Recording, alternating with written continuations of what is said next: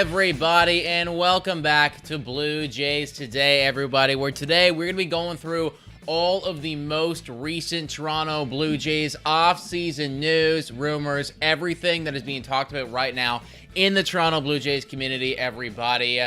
Welcome freaking in. I'm your host, Nicholas Blaylock. Adam is not with us today, everybody, but he will be back soon. We'll have a podcast coming out tomorrow, breaking down a few more things with him as well. If you're jumping in here right now, welcome in, folks. 39 people watching. Hit the like button, smash the subscribe button, and if you are watching this later after we're done being live, jump on to the live streams, everybody. We love to have you in here. I'm going to be answering a few questions from everybody just about the Toronto Blue Jays in general, folks. So let's get straight into it, everybody. And the thing that I want to start off talking about here, guys, is Matt Chapman and a big decision that the Toronto Blue Jays have going on.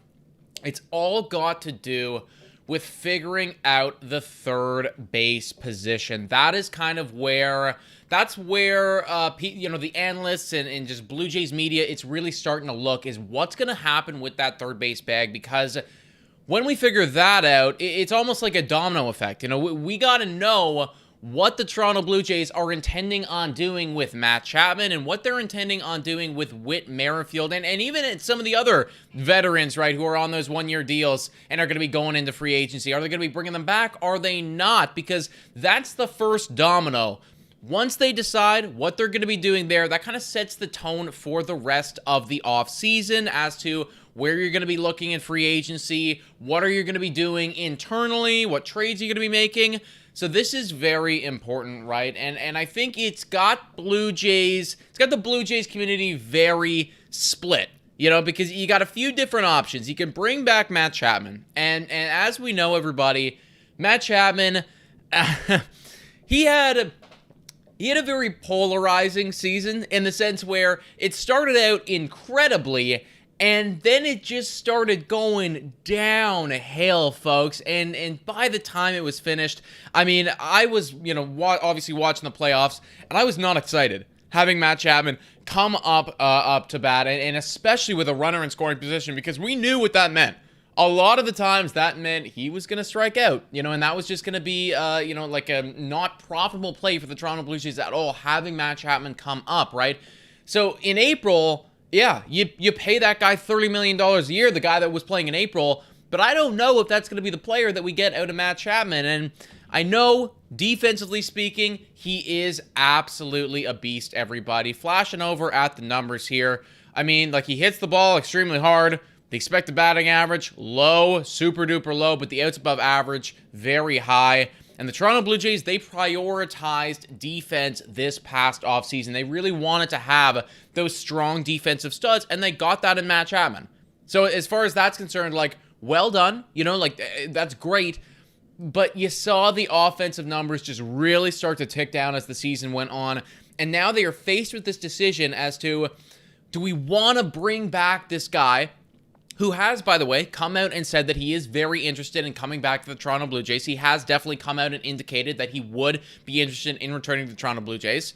Do you want to bring back this veteran dude, 30 years old right now, who knows the system, who will provide some elite defense, but won't really solve the problems that you had in this entire season and in the playoffs, which is the offensive struggles, right? Bringing back Matt Chapman, that's not going to help our offense. In fact, I might argue that it would hinder the Toronto Blue Jays offense, bringing him back onto the team.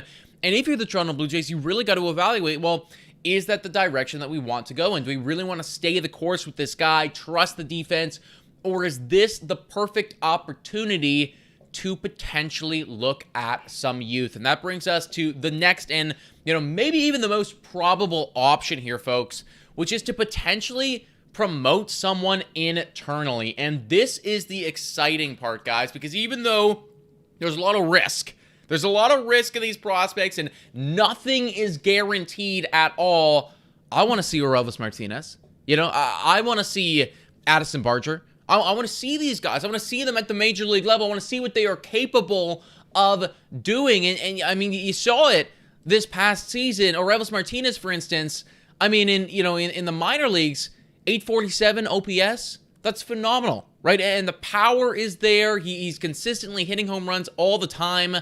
he's honestly a very similar player profile from a batting standpoint as Matt Chapman is. You just gotta hope that he can develop into somebody who's a little bit more consistent. Whereas, Matt Chapman, obviously we saw by the end of the year, it just wasn't working out, right? So the Blue Jays, they have a very interesting decision right here. Whether or not to stick with the defense, right? Stick with the defense that Matt Chapman provides. Stick with somebody who knows the system. Stick with a veteran at a very important position, might I add, right? A very important position. Or alternatively, get someone in your system, give them an opportunity, right? Start with Orelvis Martinez there. Start with Barger there. Maybe even start with both of them, right? Maybe start, whoever wants to win the job. I really don't care. It doesn't matter to me. But come up, earn it, rather than paying a dude like Matt Chapman and just kind of going with the course. And I do want to bring up as well, if you're going to go with Matt Chapman, there's a few different ways that they could go about doing this, because you might want to extend him to a 3-4 year deal or something like that. Or alternatively, if you're the Toronto Blue Jays, you could give him a qualifying offer. And we've seen them do this with players before. The qualifying offer, if you guys aren't familiar, it's a 1-year deal. You toss it to them. They can decide whether or not to take it or not to take it. And if they do not take it, if they decide to go to free agency, then they'll get a draft pick of some compensation, right? Usually it's like a second round pick or something along those lines. Now, the qualifying offer, I was doing some research today. The qualifying offer is going to be about $20.5 million, right? And that would be for a 1-year deal with Matt Chapman. And that's very interesting to me, because that is definitely something that I could see these Toronto Blue Jays actively looking at, right? I mean, you're having a lot of dudes come off the books. You're having Ryu come off the books. You're having Matt Chapman come off the books. You might be having Whit Merrifield come off the books. A lot of dudes are getting off the books. Brandon Belt getting off the books. So you're gonna have more money to spend. And if you're the Blue Jays, maybe you decide and you say, okay, you know what? Matt Chapman's decent. We'd be okay with having him back. We'd be all right with doing that. Let's throw him the qualifying offer. Let's see what he says. And worst comes to worst, we get a draft pick and we're starting Orelvis Martinez. I could honestly see them doing something like that, folks. Let me know what you guys think about that in the comments down below. Is that something that you think that the Toronto Blue Jays would be doing? Is that something that is attractive to you?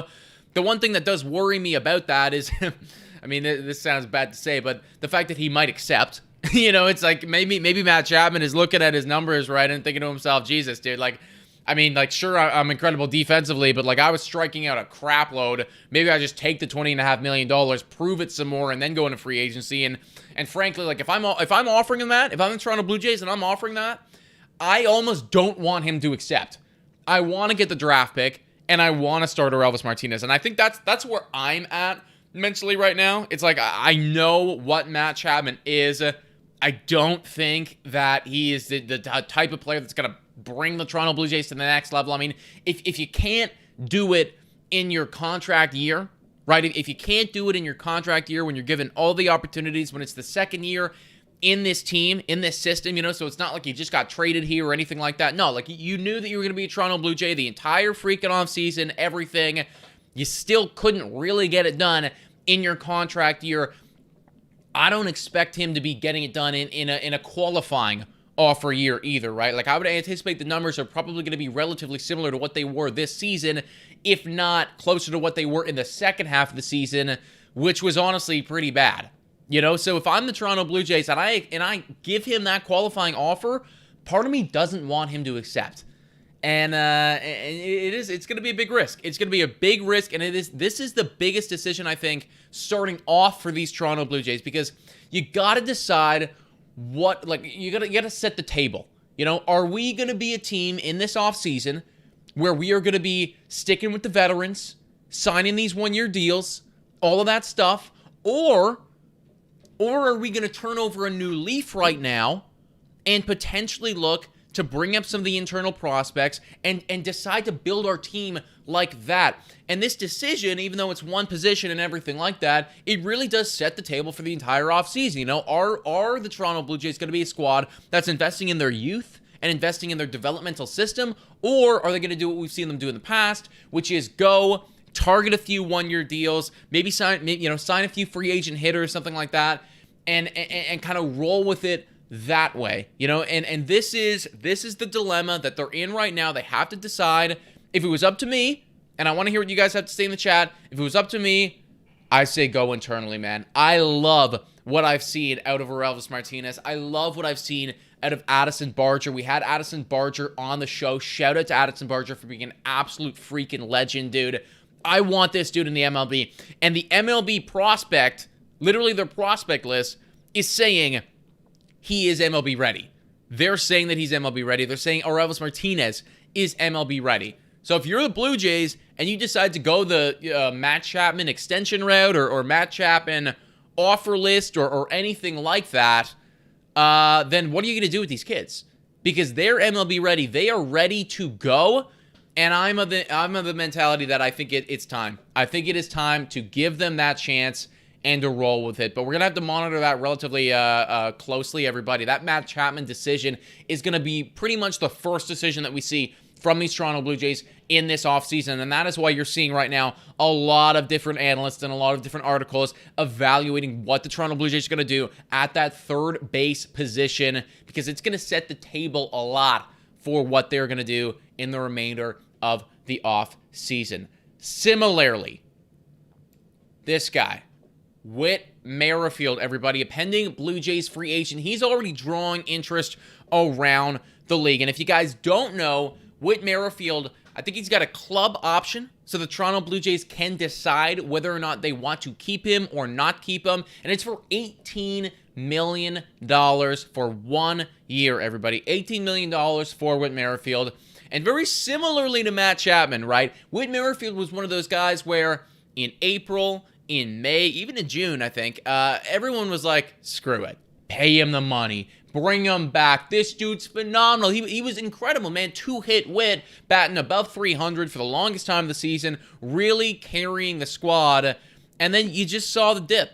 You saw the dip in the last 2 months of the season. It was just steadily going downhill. And Whit Merrifield, like, he didn't even play in the postseason. And I think that is honestly as much of an indication as I need to know what they are going to do with Whit Merrifield. I personally do not see them giving him this 18 million dollars, everybody. I just don't think that is going to happen. Oh, sorry about that. That's just a lot of money. That is a lot of money for a player who, let's pull up a stats right here, but for a player who really was not swinging the bat well at all in the second half of the year. He finished with a 700 OPS, an OPS plus below 100. The batting average is good, but look at that WAR.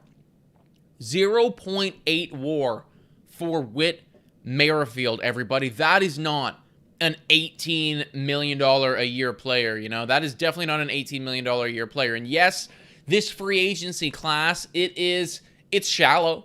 It's definitely not as deep as it has been in the past, but you could assuredly find something better than this slash line on free agency for $18 million. I guarantee it. So I'm pretty confident that Whit Merrifield is not going to be back on the team. Matt Chapman, the jury's still out on that one, but Whit Merrifield almost assuredly is going to be going somewhere else. And also, too, like, I just, the way that he was speaking about the Toronto Blue Jays after the whole postseason, everything like that, like, he recently went on a podcast and he was talking about the decisions, he was talking about the management. It just did not sound good, man. It did not sound like an individual who even wanted to be on this team to begin with, right? So I think that he knows that the Toronto Blue Jays, they are not going to be returning to Whit Merrifield, and that he's not going to be returning back to Toronto, everybody. And also, too, every time Guerrero dropped the water on Whit Merrifield, I don't want to make a narrative out of anything right now, or just a narrative out of nothing, but literally every single time that Vladimir Guerrero Jr. dumped that water bucket onto Whit Merrifield, this dude hated it. He hated it, everybody. You could see it in his eyeballs, and he was like, please don't do this. And Guerrero would still do it every single time, which is honestly, frankly, ridiculous. Like, the fact that he does do that every time, I think it's a little overkill now, Vladdy. You know, like, they won 89 games last year, dude. I don't think we should be doing that every single time. So, honestly, I do understand where Whit Merrifield is coming from in that regard. But I don't think that he wants to be back in the Toronto Blue Jays, everybody. The way that he was speaking about the management, the fact that he was very upset about not getting played in the playoffs, I don't think that he's happy with this squad. I think that he wants to move on. And I think that the Toronto Blue Jays, the management, probably want to do the same. So, honestly, everybody, I would anticipate that for that second base bag, right, for the second base spot, if Whit Merrifield is going to go, you're probably going to see Kevin Biggio starting the year with a lot of playing time. You might see Davis Schneider in there. You might see maybe even Addison Barger, right? Because he has done some second base stuff before in the minor leagues. He's done a lot of second base stuff before, so you might see him at some point. But I do not think that you are going to be seeing Whit Merrifield coming back to the Toronto Blue Jays. Let's move on, everybody. Oh, yeah, here's their payroll right here, everybody. I wanted to bring this up because Whit Merrifield, if he was to come back, if they were to pick up this offer, he would be the fourth highest paid Blue Jays player on the team. And that's just too much. That is just for a dude who you're not even going to play in the playoffs, too much money. You cannot be the fourth highest paid player on the Toronto Blue Jays and not get paid or not get played in the playoffs, excuse me. We just got Tom Dinder coming here and saying, you still have Manoah's jersey on your wall, a player who quit on the team and organization. Need to change that jersey. Honestly, bro, you might be right, guys. You might be right. I think it might be, you know what? I'll just take care of it right now, guys. I'll take care of it right now, everybody. We're just going to turn that thing.